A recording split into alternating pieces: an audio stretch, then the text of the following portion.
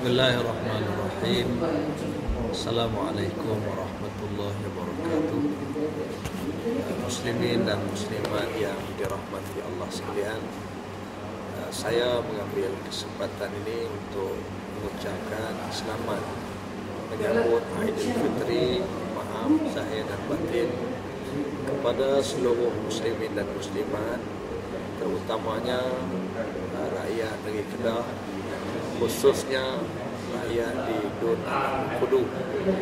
Dan saya juga merakamkan ucapan selamat kembali, selamat pulang kepada anak-anak di perantauan, khususnya yang menjadi pengundi di Dun Kudu. Dan saya mengucapkan untuk kita meraihkan hari raya ini ialah sama-sama kita bermaaf-maafan, sama-sama kita membina hubungan yang baik dengan ahli keluarga, masyarakat, terutamanya dalam usaha kita untuk membina hubungan baik sesama manusia. Di samping sepanjang Ramadan kita sudah sedaya mungkin berusaha membina hubungan baik dengan Allah Subhanahu wa taala. Hablum minallah dan hablum minan nas akan kita dapat jayakan melalui Ramadan dan Syawal, hari raya yang sangat mulia ini.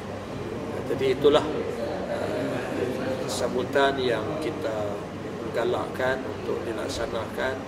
Dan di sana ada lagi hari raya yang disebut oleh Saidina Anas bin Malik. Pertama, satu hari yang dilalui tanpa dosa adalah hari raya. Yang kedua, hari kita menemui Allah dalam keadaan beriman adalah hari raya. Kemudian yang ketiga, hari melintasi sirat adalah hari raya. Yang keempat, hari kita dapat melangkah kaki masuk dalam syurga Allah adalah hari raya. Dan kemuncak daripada segala hari raya ialah dapat melihat zat Allah Subhanahu wa taala. Mudah-mudahan Ramadan dan Syawal ini membawa kita kepada kejayaan dalam hidup dunia dan juga akhirat. Wallahu a'lam. Terima kasih.